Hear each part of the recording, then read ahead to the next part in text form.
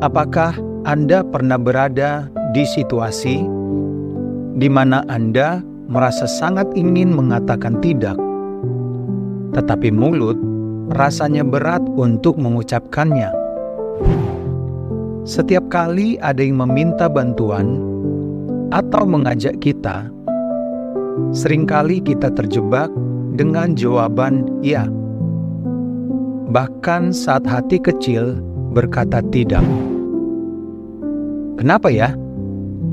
Apa benar kita harus selalu mengiyakan semua hal? Apakah menolak adalah tanda tidak peduli, egois, atau kurang mengasihi? Atau apakah mungkin kita bisa menolak dengan cara yang benar, penuh kasih, tanpa rasa bersalah? Yuk kita bahas tentang cara menolak tanpa merasa bersalah.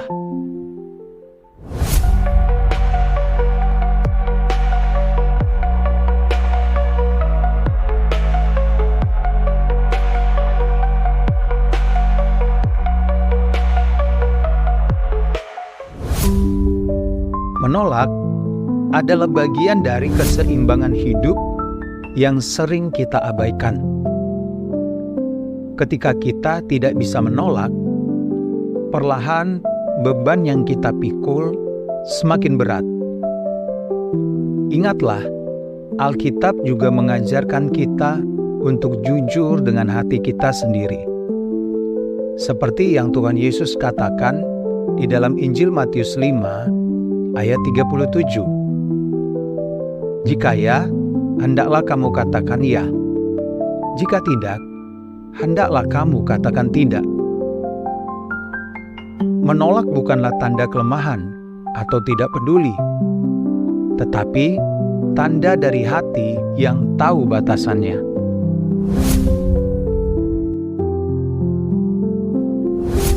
Banyak dari kita merasa bersalah saat menolak. Entah karena takut membuat orang lain kecewa, takut dianggap egois, atau sekadar ingin selalu terlihat baik di mata orang. Tapi ingat, Rasul Paulus mengingatkan kita di dalam Galatia 1 ayat 10 bahwa kita hidup bukan untuk menyenangkan manusia, tetapi untuk menyenangkan Tuhan. Jadi bagaimana sekarang? Adakah ku cari kesukaan manusia atau kesukaan Allah? Adakah ku coba berkenan kepada manusia? Sekiranya aku masih mau mencoba berkenan kepada manusia, maka aku bukanlah hamba Kristus. Kalau penolakan kita didasari alasan yang baik dan benar, kita tidak perlu merasa bersalah. Kita tidak punya kewajiban atau keharusan menyenangkan semua orang.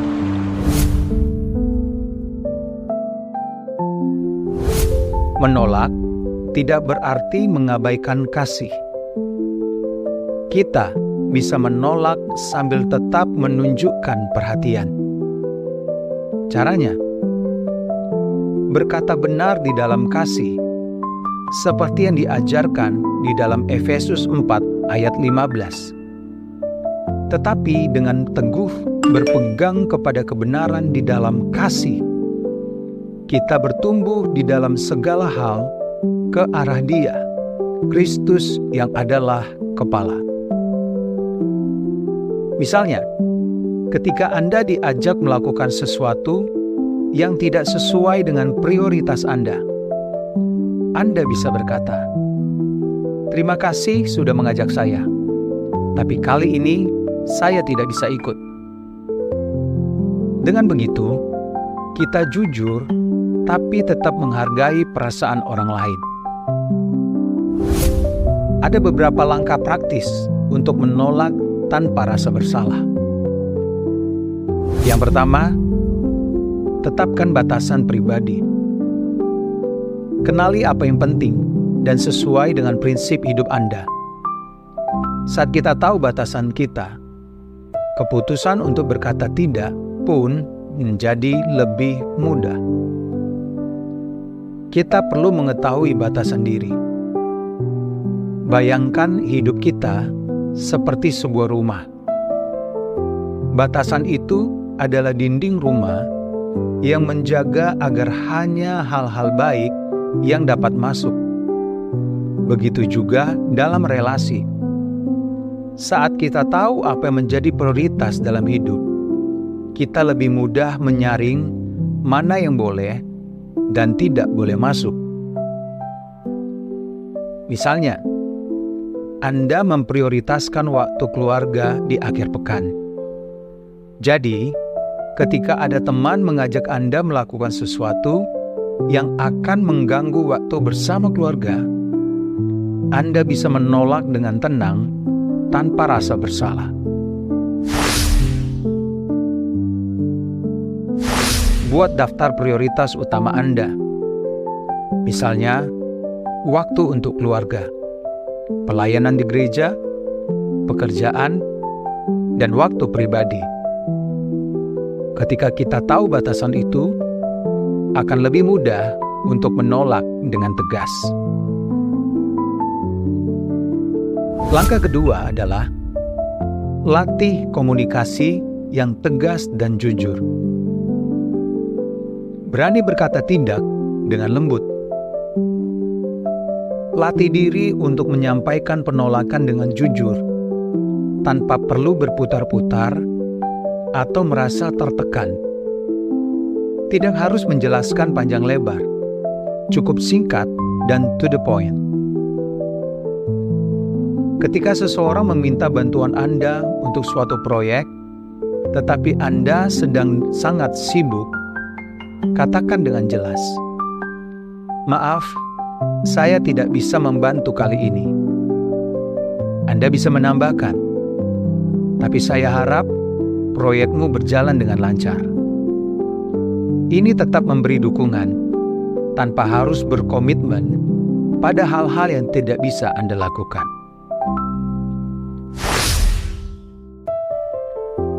Latihan sederhananya adalah dengan bercermin dan berlatih untuk berkata tidak dengan tegas, namun tetap berempati.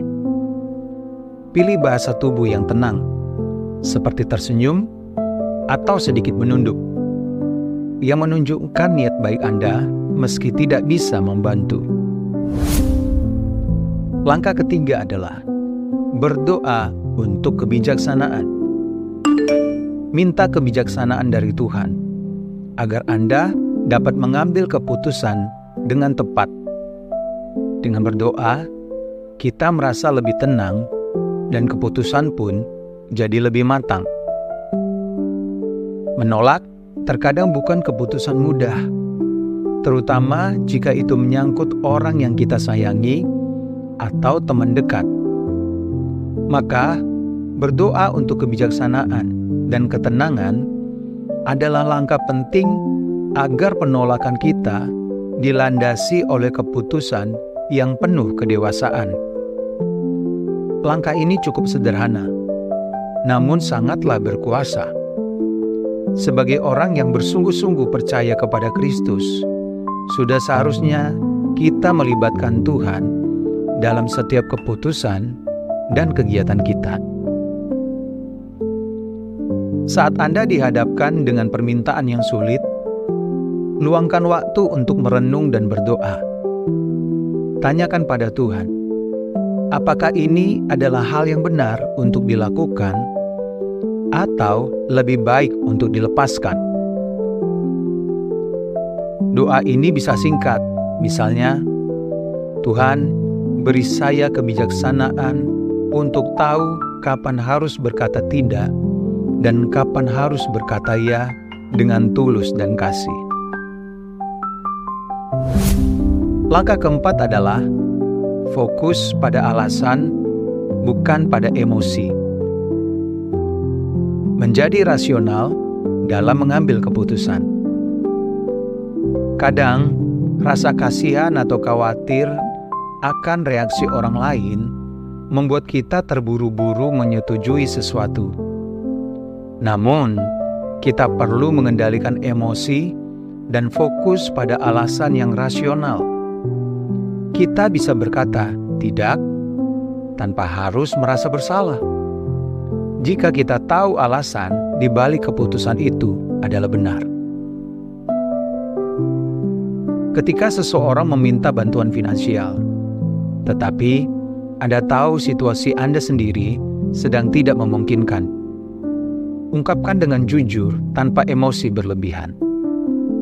Bisa saja mengatakan, "Saya juga dalam keadaan yang harus mengatur keuangan saat ini, jadi belum bisa membantu." Hal yang perlu kita waspadai di dalam hati kita adalah pastikan bahwa pernyataan itu adalah sebuah kebenaran, bukan karena kita mencintai harta dan pelit. Sebelum menjawab, tanya dalam hati, apakah ini benar-benar hal yang perlu saya lakukan? Menyaring keputusan dengan alasan yang jelas membantu kita merasa damai dengan keputusan tersebut. Langkah kelima, evaluasi diri setelah menolak. Mendapatkan kedamaian dari keputusan yang sudah dibuat. Setelah menolak, luangkan waktu untuk mengevaluasi diri dan merenungkan perasaan yang muncul. Apakah Anda merasa bersalah atau justru lega?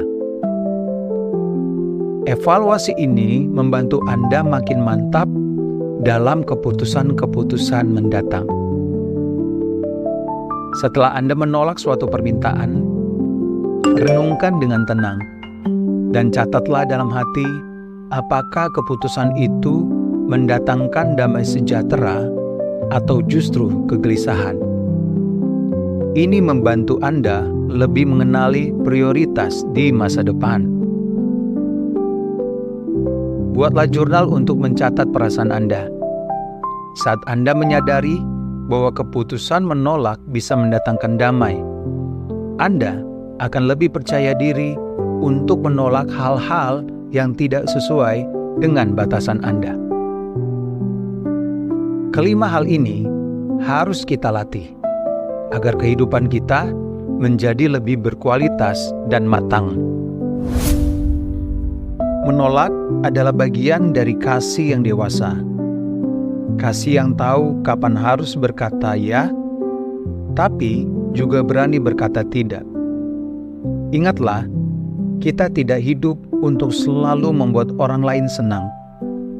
Dengan belajar menolak tanpa rasa bersalah, kita bukan hanya menjaga diri kita, tetapi juga memberi ruang untuk kejujuran dan keseimbangan dalam hidup. Kita tidak lagi ada di bawah tuduhan hati nurani dan menanggung beban yang tidak perlu. 1 Yohanes 3:21 mengajarkan kita, "Saudara-saudaraku yang kekasih, jikalau hati kita tidak menuduh kita, maka kita mempunyai keberanian percaya untuk mendekati Allah." Sahabat Pintu Berkat, menolak dengan bijak bukanlah tanda ketidakpedulian, melainkan tanda kedewasaan. Ketika kita belajar menolak dengan benar dan penuh kasih, kita bukan hanya menjaga diri kita, tetapi juga menghormati batasan yang sehat dalam hubungan. Jadi, ingatlah untuk berkata ya hanya ketika itu benar-benar datang dari hati. Dan beranilah berkata tidak saat itu diperlukan, dengan damai dan tanpa rasa bersalah. Semoga pembahasan kali ini bisa memberikan inspirasi, panduan praktis, dan kedamaian bagi kita semua dalam menjaga keseimbangan hidup. Dengan keputusan yang tepat, kita bisa tetap setia pada panggilan hidup yang Tuhan berikan. Jika video ini memberi Anda inspirasi dan panduan, jangan lupa untuk like, share, and subscribe channel Pintu Berkat agar tidak ketinggalan konten-konten penuh makna berikutnya. Mari kita berjalan bersama bertumbuh dalam hikmat dan kasih Tuhan. Nantikan video-video inspiratif lainnya yang akan menguatkan perjalanan iman kita. Tuhan Yesus memberkati.